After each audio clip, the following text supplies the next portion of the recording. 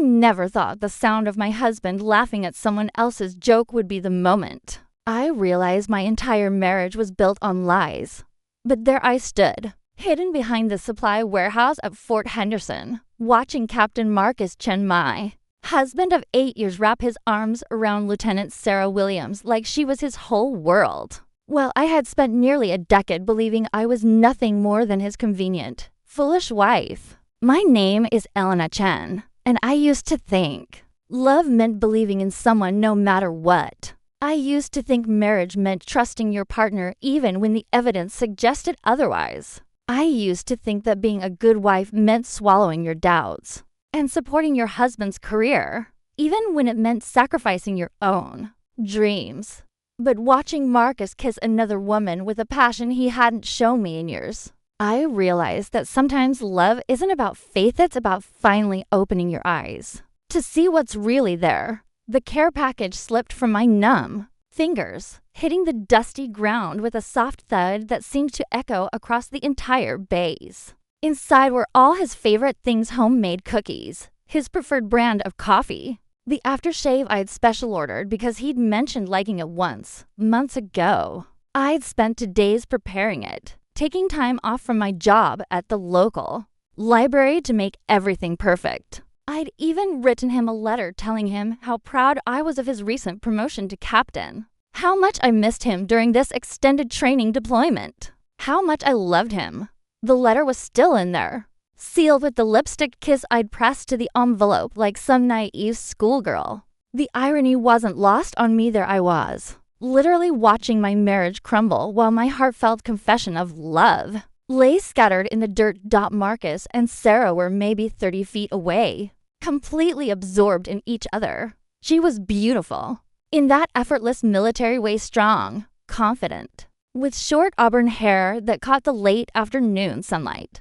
Her uniform was crisp and perfectly fitted, her posture radiating the kind of competence and self-assurance that I'd lost somewhere along the way. She looked like she belonged in Marcus's world in a way I never had. I watched as he tucked a strand of her hair behind her ear, the same gesture he used to do with me during our early dating days. The same gesture I'd been foolishly hoping he'd do again someday when things got better between us. But here he was, giving that tenderness to someone else, someone who probably understood his work, his pressures, his ambitions in ways I never could. The rational part of my mind knew I should leave.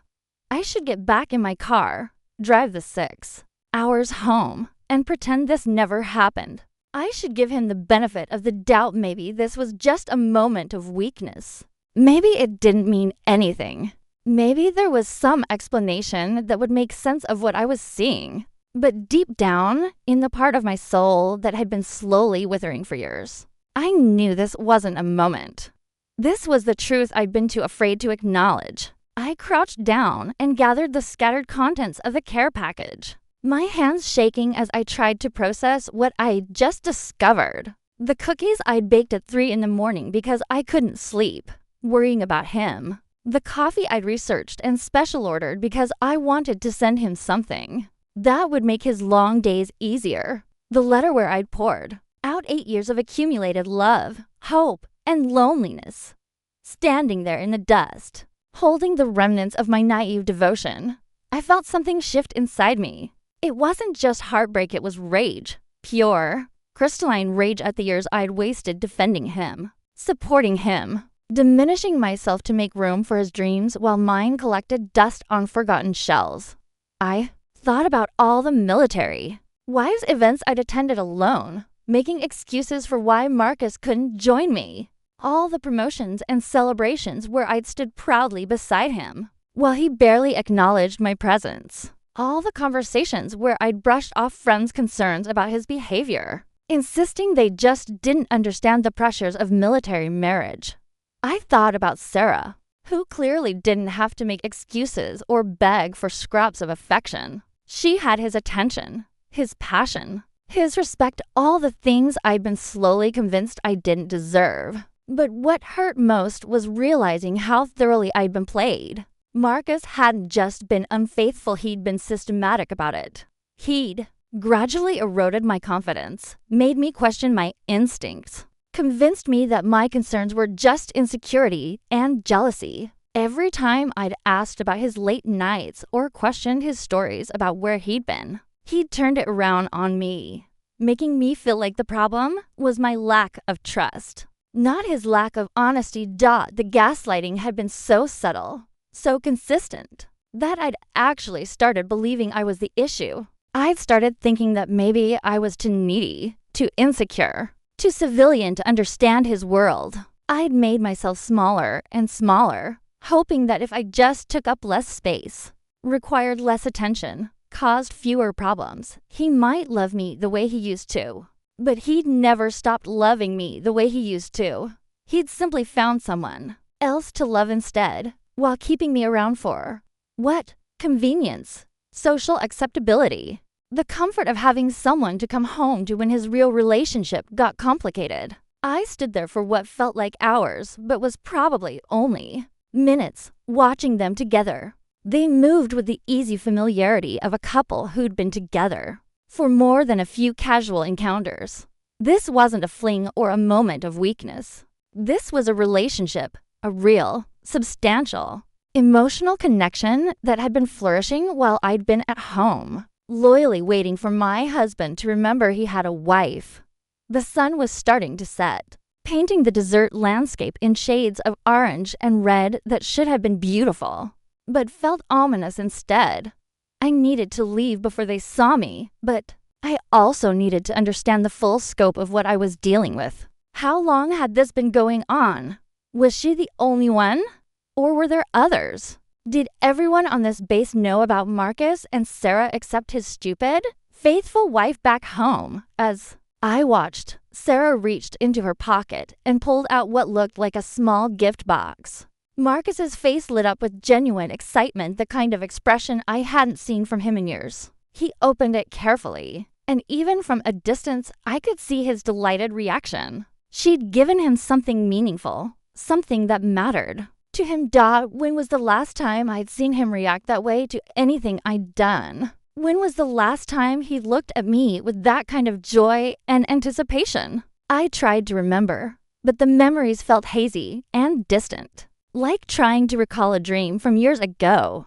The gift exchange was intimate in a way that went far beyond physical attraction. These were two people who knew each other, who paid attention to each other's likes and dislikes, who took pleasure in making each other happy. Everything I'd been trying to do in my marriage, Sarah was actually accomplishing in her relationship with my husband. I finally forced myself to move, backing away from the scene before they could spot me. My legs felt unsteady as I walked back toward the visitor parking area where I'd left my car. The base was starting to quiet down as evening approached, but I felt hyper-aware of every sound, every movement, wondering how many other people here knew about Marcus and Sarah's relationship. The drive home was a blur of desert highway and swirling thoughts. 6 hours alone in the car gave me too much time to think, to replay every conversation, every argument, every moment of doubt I'd had over the past few years. I'd been so focused on being a good wife, on supporting Marcus's career, and maintaining our home, that I'd lost track of who I was outside of my marriage. I'd given up my graduate program in library science when Marcus got his first deployment, telling myself it was temporary, that I could always go back to school later.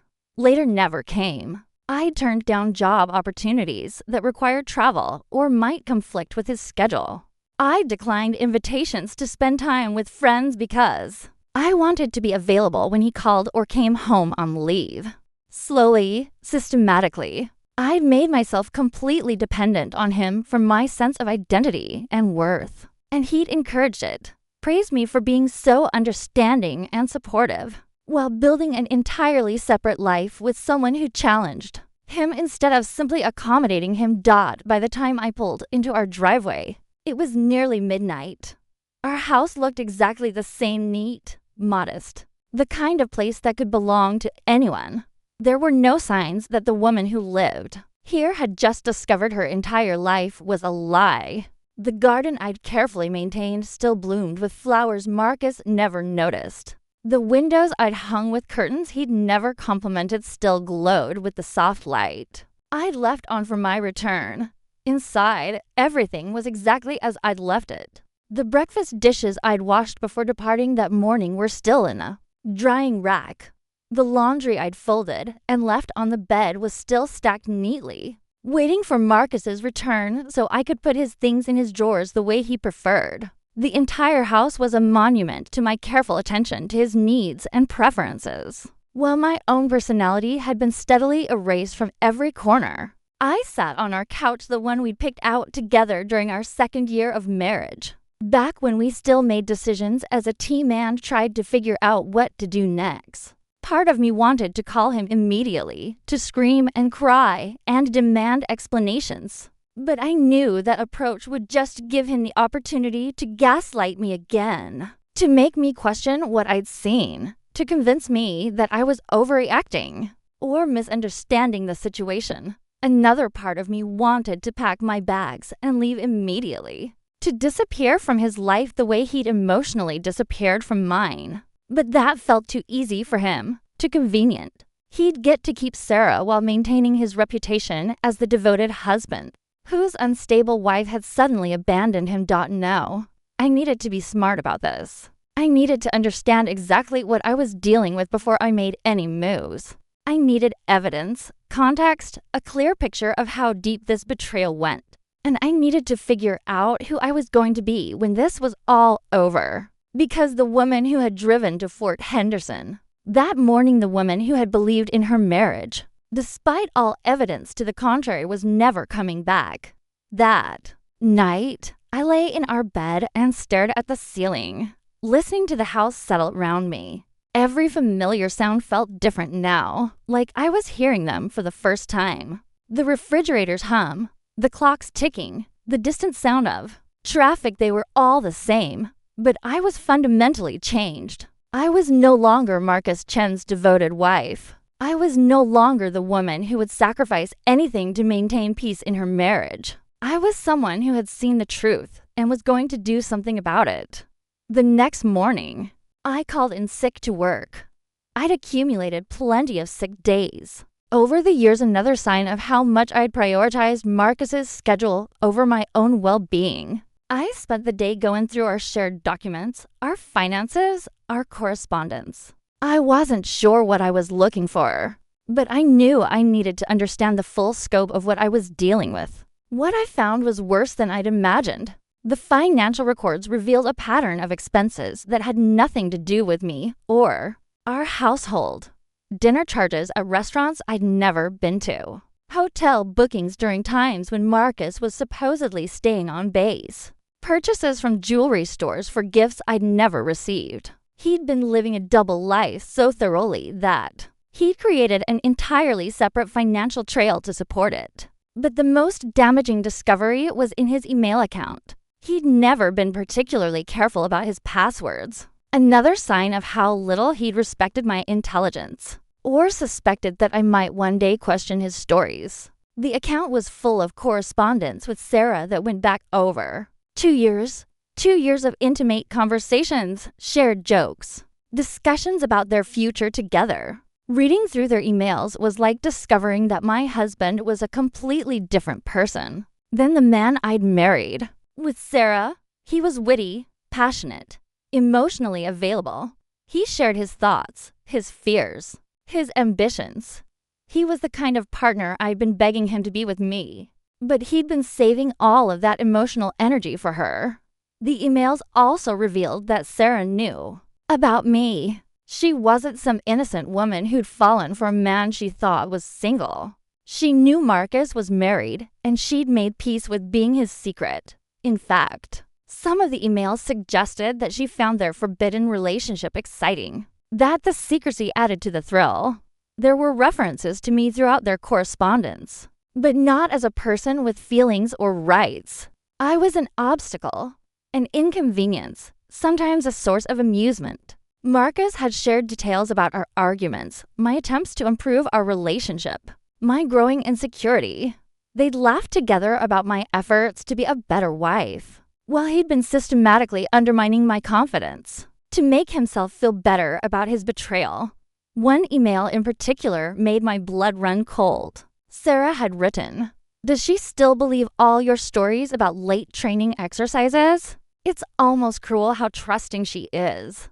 Sometimes I feel bad for her, but then I remember how much happier you are with me, and I think maybe we're doing her a favor by keeping you satisfied enough to stay married to her." Marcus's response was even worse. Elena lives in her own little world anyway. She's so focused on playing house and being the perfect military wife that she doesn't pay attention to what's actually happening around her. Sometimes I think she prefers the fantasy to reality. It's easier for everyone if she just keeps believing what she wants to believe. They turned my love and trust into a joke, my faithfulness into a character flaw. I wasn't a person to them. I was a convenient fiction that allowed them to have their cake and eat it too. But perhaps the most revealing discovery was an email thread from just a few weeks earlier, where they discussed what would happen if I ever found out about their relationship. Sarah had worried that I might cause problems for Marcus's career. If I went public with his infidelity, military careers could be damaged by adultery charges, especially for officers who were expected to maintain high moral standards. Marcus had reassured her that I was too weak and too dependent on him to ever make a scene. Elena would never do anything that might hurt me professionally, he'd written. She's built her entire identity around being my wife. If our marriage ended, she'd have nothing left. She knows that. Even if she won't admit it to herself, she'll keep quiet and keep pretending everything is fine, because the alternative is too scary for her to contemplate. That was the moment I realized Marcus didn't just disrespect me, he fundamentally misunderstood me. He'd confused my loyalty with weakness, my commitment with helplessness. He'd assumed that because I'd been willing to sacrifice my own needs for our marriage, I would also be willing to sacrifice my dignity and self-respect. He was about to learn how wrong he was. I spent the rest of that week planning. I consulted with a divorce attorney, discreetly, to understand my options and rights. I opened my own bank account and began separating our finances.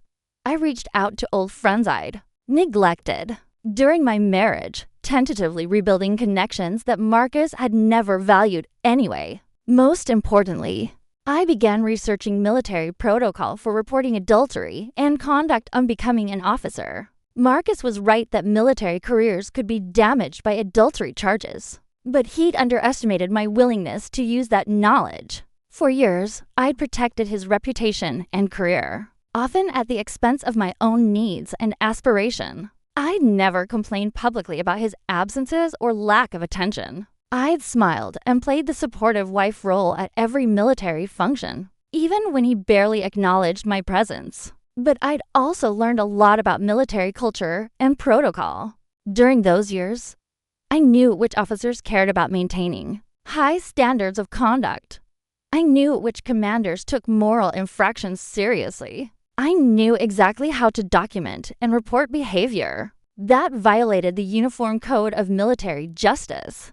Most importantly, I knew that Sarah wasn't just Marcus's girlfriend, she was his subordinate. As a captain involved with a lieutenant under his command, Marcus wasn't just committing adultery. He was abusing his position of authority, creating the kind of toxic command climate that the military was supposed to be working to eliminate. The plan that formed in my mind was elegant in its simplicity. I wouldn't confront Marcus directly, giving him the chance to manipulate or gaslight me again. I wouldn't create a dramatic scene that he could later use to portray me as unstable or unreasonable. Instead, I would methodically document everything I discovered and present it to the appropriate authorities through official channels. But first, I needed more evidence. The emails were damaging, but they didn't provide concrete proof of the physical relationship I'd witnessed at Fort Henderson. I needed to return to the base, not as Marcus's surprised wife delivering a care package, but as a woman on a mission to gather The evidence that would expose the truth. This time, I came prepared. I purchased a high-quality camera with a telephoto lens, ostensibly for a nature photography hobby I'd mentioned wanting to pursue. I'd studied the base layout and visitor protocols, identifying the best times and locations for surveillance. I'd even researched private investigators' techniques for documenting infidelity, wanting to ensure that any evidence I gathered would be admissible and convincing. The second trip to Fort Henderson was completely different. From the first, I wasn't the hopeful, loving wife bringing comfort to her deployed husband. I was a woman seeking justice, armed with knowledge and determination. I felt calmer, more focused, more like myself than I had in years. I positioned myself in a location where I could observe Marcus and Sarah's usual meeting spots without being detected. It didn't take long to confirm that their relationship was ongoing and blatant. They met regularly during off-duty hours, often at locations on base where they thought they had privacy. Their body language, their interactions, their casual intimacy, all provided clear evidence of an established romantic and physical relationship. But what I documented went beyond just their personal relationship. I also captured evidence of how their affair was affecting their professional conduct. Marcus was clearly showing favoritism to Sarah, giving her preferred assignments and opportunities that other lieutenants didn't receive. During meetings and training exercises, their personal dynamic interfered with proper military hierarchy and discipline. Most damaging of all, I documented a conversation where Marcus shared classified information with Sarah that was outside her security clearance level. Their romantic relationship had compromised his professional judgment to the point where he was violating security protocols to impress his girlfriend with photographic evidence, recorded conversations, and the email correspondence I'd already discovered. I had a comprehensive case that went far beyond simple adultery. This was conduct unbecoming an officer, abuse of authority, favoritism, and potential security violations. Any one of these charges could damage Marcus's career. Together, they painted a picture of an officer whose personal conduct had fundamentally compromised his professional effectiveness and integrity. The question now was how to present this information for maximum impact. I could report it through official military channels, which would trigger an investigation but might also give Marcus and Sarah opportunities to cover their tracks or discredit my evidence. I could present it to Marcus directly, essentially blackmailing him into agreeing to a favorable divorce settlement. Or I could take a more public approach, ensuring that their behavior became widely known within their professional community. After years of being made to feel powerless in my own marriage, I found the decision surprisingly easy. Marcus and Sarah had counted on my silence, my loyalty, my unwillingness to make waves. They'd assumed that even if I discovered their relationship, I would handle it quietly and privately, protecting Marcus's career and reputation even as he destroyed our marriage. They fundamentally misunderstood what kind of person they were dealing with. I wasn't going to protect the man who'd spent years systematically undermining my confidence and gaslighting me about reality. I wasn't going to spare the woman who'd knowingly participated in the destruction of my marriage and found amusement in my trust and faithfulness. I was going to make sure that their actions had consequences. The formal complaint I filed with Fort Henderson's Inspector General was comprehensive and damning. I included copies of all the email correspondence, photographs documenting their relationship and professional misconduct, financial records showing Marcus's deception, and a detailed timeline of events. I requested a full investigation into Captain Marcus Chen's conduct and his relationship with Lieutenant Sarah Williams. But I didn't stop there. I also filed a separate complaint with Sarah's commanding officer, documenting how the relationship had affected unit cohesion and discipline. I sent copies of relevant evidence to the base commander's office and requested that both officers be evaluated for their fitness to continue in their current positions. Military investigations move slowly, but they're thorough. Within days, both Marcus and Sarah were called in for interviews. Their personal communications were seized and examined. Their colleagues and subordinates were questioned about unit climate and any observed misconduct. The investigation revealed even more than I'd been able to document on my own. Other service members came forward with observations about Marcus and Sarah's relationship, incidents of favoritism and poor judgment I hadn't witnessed. The security violation I documented led to a broader review of Marcus's handling of classified information, revealing a pattern of carelessness that went beyond just impressing his girlfriend. Marcus called me when the investigation began, his voice tight with panic and rage. "Elena, what the hell have you done? Do you have any idea what kind of damage you're causing to my career?" The irony of his outrage was breathtaking. After years of damaging our marriage through deception and betrayal, he was furious that I was finally holding him accountable for his actions. After systematically destroying my trust and confidence, he expected me to protect his reputation and professional standing. I documented the truth. I told him calmly, "The same truth you spent years convincing me to ignore and doubt. The same truth you and Sarah found so amusing to hide from your foolish wife." There was silence on the other end of the line. I could practically hear him processing the implications of my words, realizing that I'd read their correspondence and understood the full scope of their deception and mockery. "You don't understand the military culture," he finally said, falling back on his old tactic of making me feel like the problem was my civilian ignorance. "This kind of thing happens all the time. It doesn't mean anything. You're destroying people's lives over nothing." But his gaslighting didn't work anymore. I'd seen the evidence of his systematic deception. I read his own words describing how easy it was to manipulate me, how little he thought of my intelligence and awareness. I'd watched him give Sarah the emotional intimacy and respect he'd withheld from me for years. It meant something to me. I said quietly, "Our marriage meant something to me.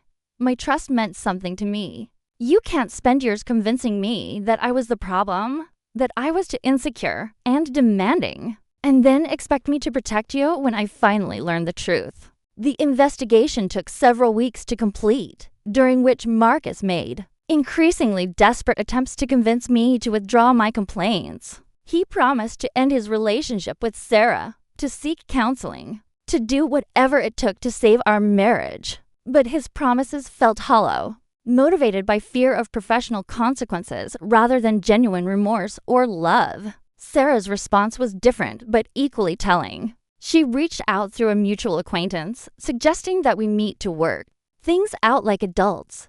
When I declined, she began a campaign to portray herself as the victim, telling anyone who would listen that I was a vindictive wife who couldn't accept that. Marriages sometimes end. The narrative she was pushing was particularly galling because it completely ignored her active role in the deception and betrayal. She wasn't an innocent woman who'd fallen in love with someone who happened to be married. She'd knowingly pursued a relationship with a married man, participated in mocking his wife's trust and faithfulness, and used her position as his subordinate to gain professional advantages. But her attempts at damage control backfired. The more she tried to minimize her role in the situation, the more people began to question her character and judgment. Military communities are small, and word travels fast when officers are under investigation for conduct violations. Her reputation within the service was being damaged far more effectively than anything I could have done deliberately. The investigation's findings were worse for Marcus and Sarah than I'd even hoped. Marcus was found guilty of adultery, conduct unbecoming an officer, and abuse of authority. The security violation resulted in additional charges and a formal reprimand. He was relieved of his command position, demoted, and transferred to a different base where he would have no authority over other personnel. Sarah faced similar consequences, though her lower rank meant the impact on her career was somewhat different. She was found guilty of conduct prejudicial to good order and discipline, received a formal reprimand, and was transferred to a position where she would have no contact with Marcus. More significantly, the investigation revealed that she'd used her relationship with Marcus to gain access to training opportunities and assignments that should have been distributed based on merit, not personal relationships. Both of them would carry the formal disciplinary actions on their permanent records, significantly limiting their opportunities for future promotions or prestigious assignments. Their military careers weren't over, but they would never recover from the professional damage caused by their personal choices. The divorce proceedings were surprisingly straightforward. Once the military investigation was complete, Marcus's adultery and deception had been thoroughly documented, and he was in no position to contest my demands for an equitable settlement. His legal fees for defending against the military charges had already depleted much of our savings, and he was facing the possibility of additional legal consequences if I chose to pursue civil remedies. I kept the house, which I'd maintained, and improved throughout our marriage while he'd been building his separate life with Sarah. I received a significant portion of our shared assets, including his military retirement benefits that I'd helped him earn through years of supporting his career. Most importantly, I was finally free from the psychological manipulation and gaslighting that had dominated our relationship for so many years. The months following our separation were a period of rediscovery and healing. I'd forgotten what it felt like to trust my own instincts, to make decisions based on my own needs and preferences rather than constantly accommodating someone else's demands and moods. I'd forgotten what it felt like to have friends and interests that weren't filtered through the lens of how they might affect Marcus's career or our marriage. I returned to graduate school, completing the library science degree I'd abandoned years earlier. The program required evening classes and weekend study sessions. That would have been impossible when I was constantly trying to accommodate Marcus's schedule and emotional needs. But now, with no one to please but myself, I found the academic work energizing and fulfilling in ways I'd forgotten were possible. I also began traveling, something Marcus had always discouraged because he preferred to spend his leave time at home or visiting his family. I took weekend trips to museums and cultural events in nearby cities. I joined a photography club that organized nature expeditions to locations I'd only dreamed of visiting. I rediscovered interests and passions that had been slowly suffocated during my marriage. Most importantly, I began to understand how thoroughly my sense of self had been eroded over the years. Marcus's gaslighting hadn't been dramatic or obvious, it had been subtle and consistent, gradually convincing me that my perceptions were unreliable, my concerns were unreasonable, and my needs were less important than maintaining peace in our relationship. I'd lost the ability to trust my own judgment, to advocate for my own interests, to recognize when I was being manipulated or deceived. Recovery meant not just learning to live without Marcus, but learning to live as myself again, with confidence in my own thoughts and feelings. The process wasn't always easy. There were nights when I questioned whether I'd done the right thing, whether I should have tried harder to save our marriage, whether the professional and personal destruction I'd caused was proportional to the betrayal I'd experienced. But those doubts became less frequent as I began to rebuild my life and remember who I was outside of my role as Marcus's accommodating wife. I also had to confront the reality that I'd been complicit in my own diminishment. Marcus hadn't forced me to give up my dreams and interests I'd chosen to sacrifice them in service of what I'd believed was a greater good. I'd allowed his needs and preferences to consistently take priority over mine, creating a dynamic where my voice and agency gradually disappeared from our relationship. Understanding my own role in the dysfunction didn't excuse Marcus's deception and manipulation, but it did help me recognize patterns I needed to avoid in future relationships. I needed to maintain my own identity, interests, and friendships regardless of romantic partnerships. I needed to trust my instincts even when others questioned them. I needed to advocate for my own needs instead of hoping that self-sacrifice would eventually be recognized and rewarded. The legal and professional consequences for Marcus and Sarah continued to unfold. Long after our divorce was finalized, Marcus's security clearance was suspended, pending a full review of his handling of classified information, effectively ending his ability to work in most military specialties. He was eventually forced to leave the military earlier than planned, without the full retirement benefits he'd been counting on to support his future with Sarah. Sarah's career trajectory was similarly damaged. The formal reprimand on her record made her ineligible for many competitive assignments and training programs. Her association with the scandal followed her to her new duty station, where colleagues and superiors questioned her judgment and integrity. Several years later, I learned through mutual acquaintances that she'd also left the military, unable to recover from the professional damage caused by her choices. Their relationship didn't survive the stress and consequences of exposure. Within 6 months of the investigation's conclusion, they'd separated acrimoniously, each blaming the other for the destruction of their military careers. The great love affair that had seemed worth destroying my marriage, for apparently wasn't strong enough to withstand the real-world consequences of their actions. I felt no satisfaction in learning about their breakup, but I also felt no sympathy. They'd made deliberate choices to deceive and betray, counting on my silence and complicity to protect them from consequences. The fact that their relationship couldn't survive outside the exciting secrecy of an affair only highlighted how shallow and selfish their connection had been as time passed. I began to see the entire experience as a painful but necessary education in recognizing and responding to manipulation and betrayal.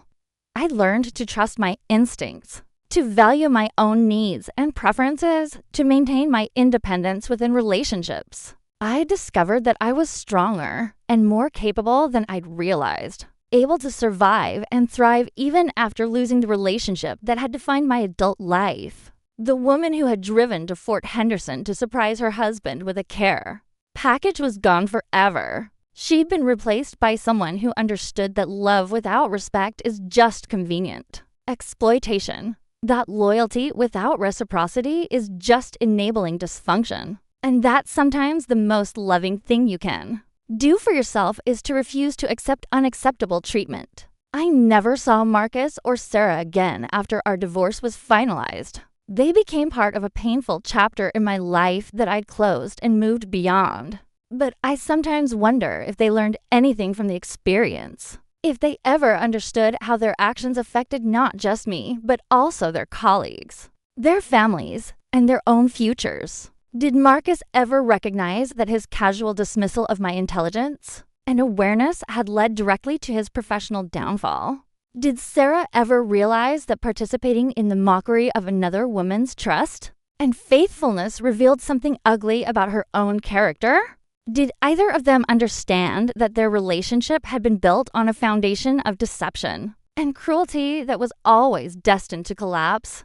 I hope they learned something from the experience. Not because I wish them well, but because I hope they became better people who wouldn't inflict similar pain on future partners. But their growth and redemption weren't my responsibility. My responsibility was to heal from the damage they'd caused and to build a life that reflected my own values and priorities. Years later, I can see the entire experience as a painful gift that ultimately freed me from a relationship that was slowly destroying my sense of self. The betrayal was devastating, but it was also illuminating. It forced me to confront uncomfortable truths about my marriage, my choices, and my own complicity in dynamics that didn't serve me. The investigation and its aftermath gave me back my power, my voice, and my confidence in my own perceptions and judgment. I learned that I didn't have to accept being treated poorly in the name of love or loyalty. I learned that sometimes the most courageous thing you can do is to insist on consequences for harmful behavior, even when those consequences are professionally and personally devastating for the people you once cared about. Most importantly, I learned that I could survive losing everything I'd thought I wanted and discover that what I'd actually gained was infinitely more valuable myself, fully realized and unapologetically authentic, never again willing to dim my own light to make someone else more comfortable in their deception. The foolish wife Marcus thought he'd married for 8 years was indeed gone forever. In her place was a woman who knew her worth, trusted her instincts, and would never again mistake manipulation for love or gaslighting for protection. And that transformation, painful as it was to achieve, turned out to be the most valuable consequence of finally opening my eyes to the truth that had been hiding in plain sight all along.